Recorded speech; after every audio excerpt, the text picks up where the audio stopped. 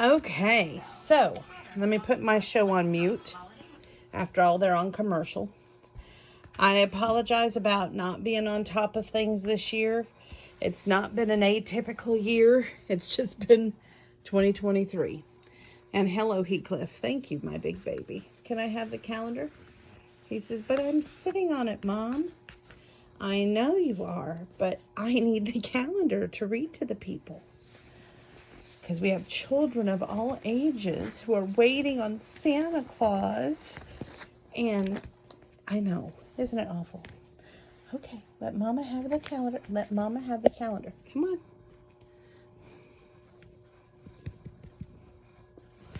Come on. He says, I'm not going to let Mama have the calendar. I'm too busy playing with Mama. You would not know he's going to be 3 this year. His brother's already sound asleep waiting on Santa Paws to come see him tomorrow. We have a new cat tree we tried to put together tonight, and it's missing a screw. But my Sonic does not care. He's already fast asleep in it. Those little claws are mean.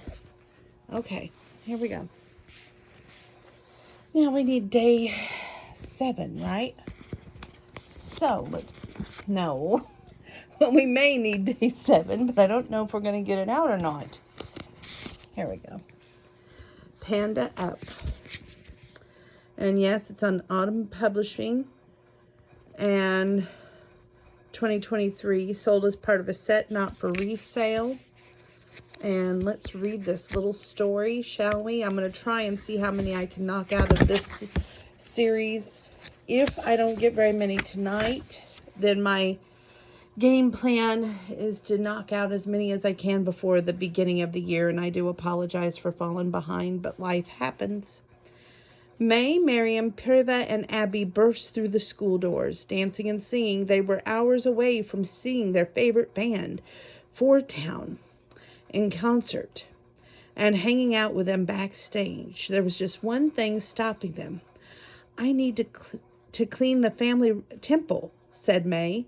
Your mom is making you do chores now? Asked Miriam. I thought we were past this, May. I volunteered. A clean temple means better blessing from ancestors, and with their blessings we'll be sure to have the night of our lives, replied May. Miriam, Priya, and Abby considered this. Okay, you talked us into it, said Miriam. How can we help? Seriously? You guys are the best, said May. Come on, let's go. In no time, they were inside May's family temple, ready to go to work. We need some cleaning music, said Abby as she fiddled with the stereo. May explained what they needed to be done and pointed to a shelf. Don't worry about dusting up there, she said. Those are my ancestors, talesmen, so it's best not to go near them. She waved and added, hello, great Auntie Panda spirits. Whoa, said Pyrrha and Miriam, eyeing the talesman. Abby, who wasn't paying attention, finally chose a Ford Town song and turned up the volume. With the music cranked up, the friends danced and sang their way through dusting, mopping, and cleaning.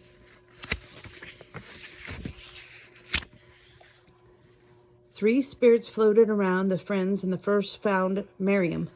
Poof. The second found Pyra. Poof. And the third found Abby. Poof.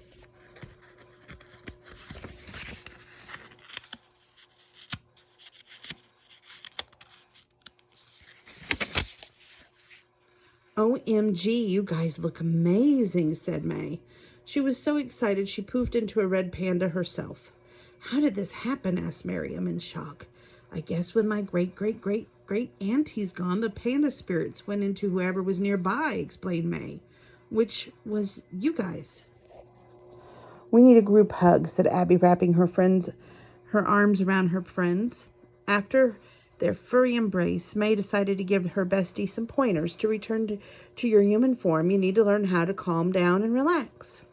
Abby stopped her. No way, I won't repress my panda. I want to let it roar. Miriam and Pyra agreed. Can't we just keep them for the night? Asked Miriam. Okay, said May, but if we're going to do this, we're going to do it right. Do you realize who we are? Team Panda, Toronto's greatest defenders. We cleaned the temple, now we clean up this town, exclaimed May, fighting crime and earning more blessing. Let's panda up, girls, exclaimed Miriam. Panda up, they all shouted as they struck a superhero pose, and the friends headed into the city,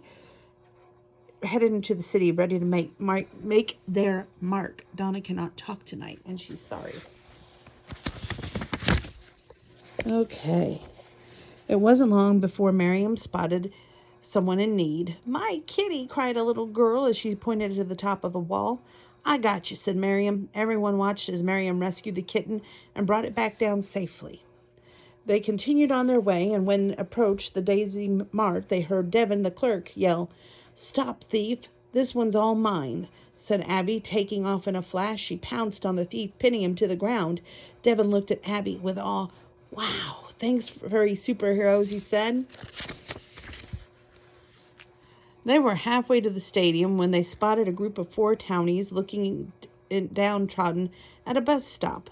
Their bus had a flat tire. We're going to miss the concert, they said, sobbing. Priya stepped up and said, No worries, I got you. She gestured to her back. Hop on. May, Miriam, and Abby ran alongside Priya as she carried the 4 townies to the concert. Soon enough, the stadium was in view. To the backstage, announced May, and a security guard stopped them at the door. But May flashed their VIP passes and said, We're very important pandas. Could you let us all in, pretty please? The guard looked confused, but when the members of 4 Town waved, he let them pass. This is really happening, Miriam said as they entered the backstage area.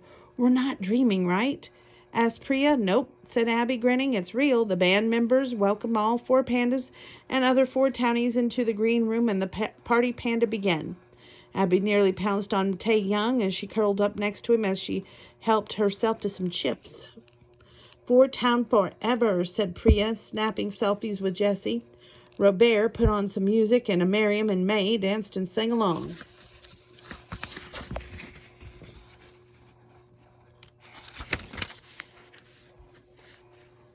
When it was time for the show, they sat in the very front row, cheering with the crowd. 4 Town, 4 Town. The band began and to sing, and their music was incredible. It filled the air. The panda friends wished their night would never end. After 4 Town performed their last song, Team Panda said goodbye and walked home, feeling like they were floating on air. Best night ever, said Abby. They all agreed, but soon Miriam, Pyrrha, and Abby began to wonder how long they would be red pandas for. Do we have to wait for the red moon to release these panda spirits? Asked Priya. Mia thought for a moment and said, Let's ask Sun Yi. They went back to the temple and sat together in the courtyard. May asked Sun Yi to guide the panda spirits back to their ancestors.